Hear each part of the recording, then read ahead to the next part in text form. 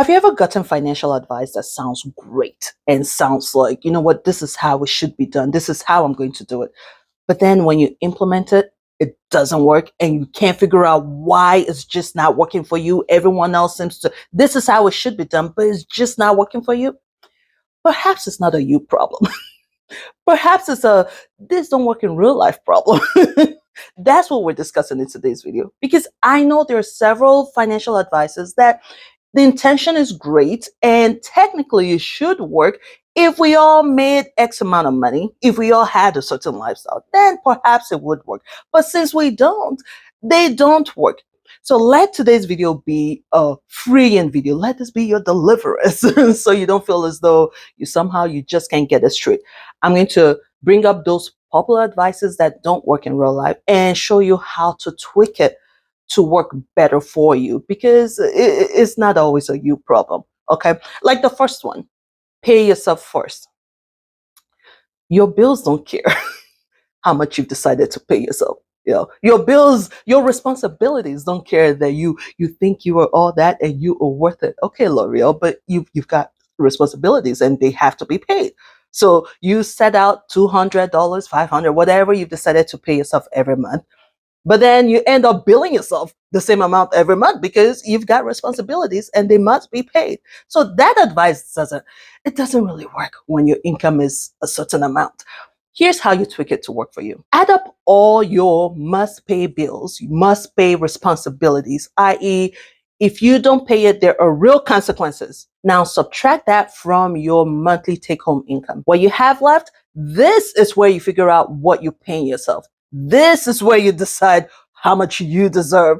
Now you have one more step. Open up an account, a savings account with a whole different bank, a different savings account. This is different from your regular everyday checking and savings, and have that money transferred to that account every single month.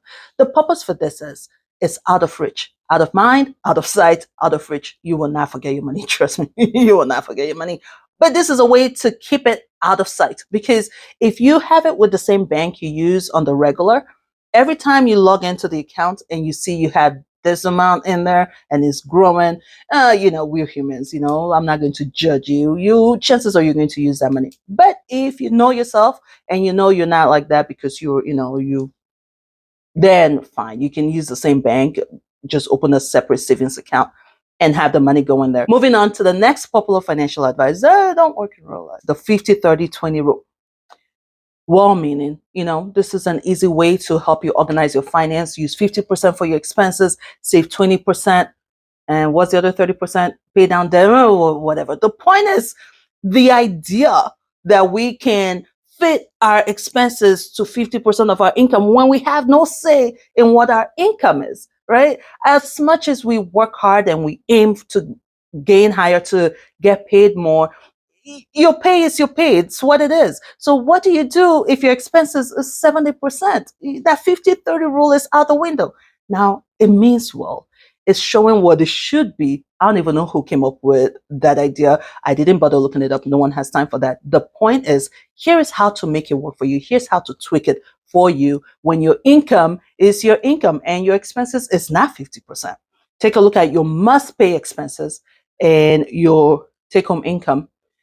Look at what you have left. Is this how you want life to keep going? Are you happy with yourself? Let me go into my mom mode. Don't worry, I haven't used this on my kids yet. They're still too young. This is from my childhood. Are you happy with yourself? Right? If you're not okay with how much you have left, then something has to be done. It's time for us to take a look at our expenses. How can we cut back expenses?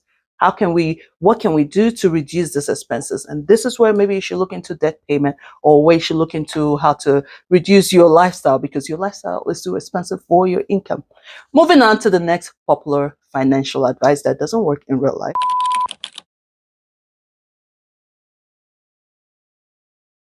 Demand a higher pay. You are worth a lot more. Go in there and ask your boss for a higher pay, especially for us women. We went through this period where we know women are paid less than men. And so, you go and you negotiate your paycheck. Listen, it is hard to negotiate your paycheck when you're an employee.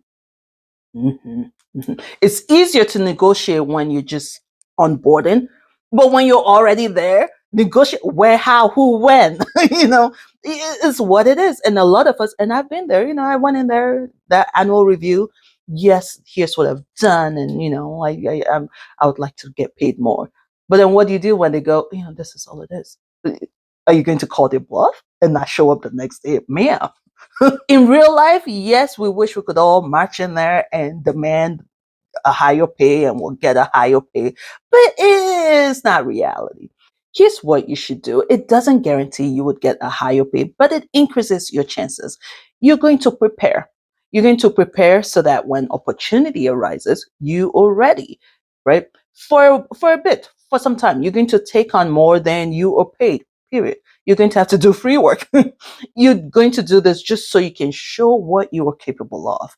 Remember, I said it's not guaranteed, but it works. It increases your chances of getting a higher pay when time arises. You're going to take on a bit more than your colleagues. It's not fair, but it is facts. You take on more to show what you can do and what you're able to do, and to also show your stakeholder. This is not just I come into work and I get my paycheck. I'm in it. I'm invested. You want to portray that, and you portray that from the work you do. You also show that by not just showing up to work, get your work done and leave, even if your work is amazing, but you want to join teams. You want to, I don't want to use the word network because we've used that word so many times.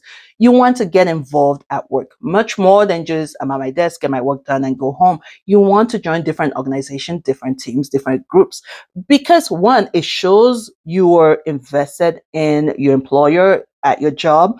It also helps you keep your ears open. You get to hear about opportunities that are maybe not even in your department, maybe not in your field, but you can do a lateral move to that field, into that department.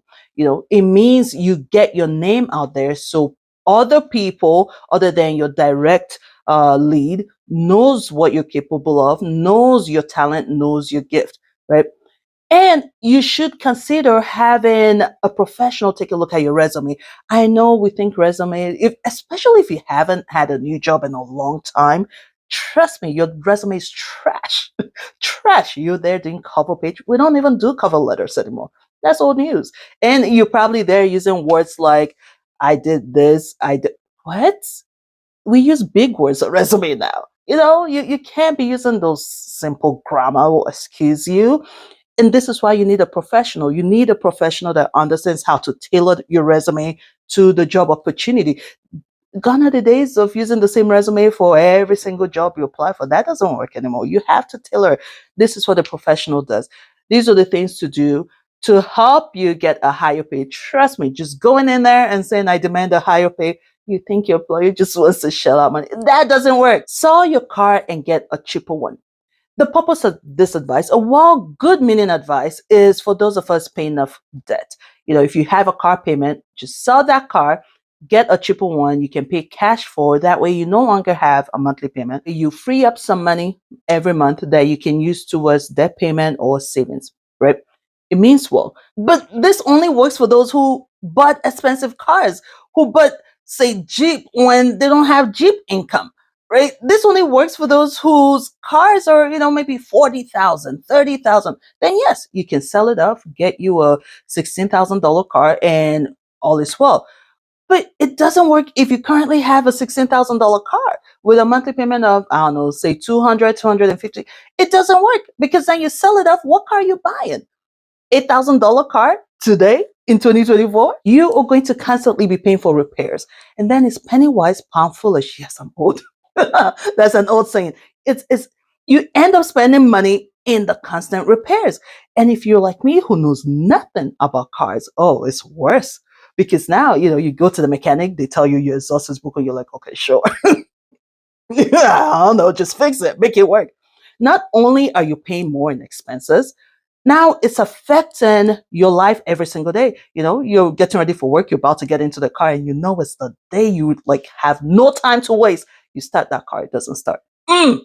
Now you're late again. Now you're showing up at work again, late again. How are you going to ask for that pay raise when you're late every other day? Because your car is always having issues. It doesn't show well on you if you're constantly having car issues. Heck, you'll be so embarrassed. You can't even say you have car issues anymore. Now you got to put it on the kids. Oh, my kids this way. stop. Here's how to tweak it to work for you. Uh, the thing about personal finance is it's personal. Some advice, you get some advice and you just have to leave it because it doesn't apply to you. For a lot of you, this is one of those advices you just have to leave. It does not apply to you. I know it makes sense when someone says that, well, if you sell it, you no longer have that monthly payment. Well, just reply and then I will have monthly car repairs, right? So this may be one of those advices you just have to leave and focus on just tackling that car payment, tackling that debt so you no longer have a car payment. It makes me think of those who have weight loss success story. They go, I stopped eating fast food and I lost 40 pounds. Some of us don't even eat fast food. Now, what are we supposed to do? Credit cards are a bad idea. Listen, I get it. I understand. Because for a lot of us, we think we have a lot more discipline than we actually do. And when temptation is just there in your face, it's a lot easier to give in than not give in. So you might as well save yourself the trouble by not having any. But that doesn't really work in real life because you do need, I don't care what anyone says, the reality is you do need a credit history. You do. If you don't have a credit history, it's a lot harder to buy a house. And I know what we're being told is, well, get your manual underwriting. Well, that really narrows my options. And the whole point of me trying to pay off debt and have finance, good income, is so that I have options. But now you're telling me to limit my options to just this few underwriters, just this few banks that offer me manual underwriting. Now I'm at their mercy. No, no, the type of financial life I want is to have options so I can choose. Do you know how amazing it is to buy anything when you have a credit score in the 800s or the highest 700s and you can go, yeah, that interest is too high for me. It's a whole different experience. So as much as I understand the whole credit card idea of, don't tempt yourself, thou shalt not tempt thyself lest thou falls. Thou should understand that thou needeth a credit score. So the way to tweak this for you is perhaps maybe you should just have one. And that one, use it for only if you do not have discipline, don't do this. Thou should just stick to manual underwriting. Okay. But for those that, you can have some self-control, maybe get you those secured credit cards. So you're still getting that credit history is based on your income, your cash in the account, not money you borrow. Or use a regular credit card, but use it for a fixed expense. So you're using it for your gas or for your light bill. And every month you're paying that light bill. You're not using your cash. I know the temptation is, it's on the card and I forget it. You can't forget it in this case because you're using it for just your light bill. And every month, you don't even wait for your statement. At the beginning of the month, light bill is usually around 150 or it's usually around 800, whatever. I'm just using numbers here. It's not $880. You're paying that card. You're not even waiting for the statements. Every month, as just like you pay your utility bills, you're paying that card right away. And this will help you get the best of both worlds. You're building your credit score without going into debt. Where you get into a problem is when you use it, especially when you don't have self-control or income is tight, then you use it for groceries. Groceries is such an open-ended business. Once you have credit card, now you're buying steak, now you're buying shrimp. Can't do that. Use it for a fixed expense, your light bill, and you're paying it every month. You're putting money in there. If you cannot pay that credit, if you end up using your money for the light bill for something else rather than paying it up, you don't use credit card, period. There are no two ways about it. If you can't control yourself, if you can't discipline yourself to pay that light bill, it's the light bill, but you're like, I need to use the money for something else, then no, you are not a credit card person. This advice is for you. Use the financial advice that's been given, no credit cards for you. And when it comes to rewards, I know we try to shame rewards and all, but listen, rewards is a way to make your money work for you. But once again, it's only for those that are disciplined. You are not disciplined if you were overspending on your credit card. Just because your income covers that doesn't mean you're disciplined. It just means you're lucky enough to make more than your expenses, period. But it's not just about financial advice that don't work in real life. For some of you, it's your regular money habits that you don't realize is keeping you back, holding you back from crossing over to wealth. So watch this video to see if there are really regular everyday money habits that is really biting you in the behind. All right. Thanks for watching. I'll see you there.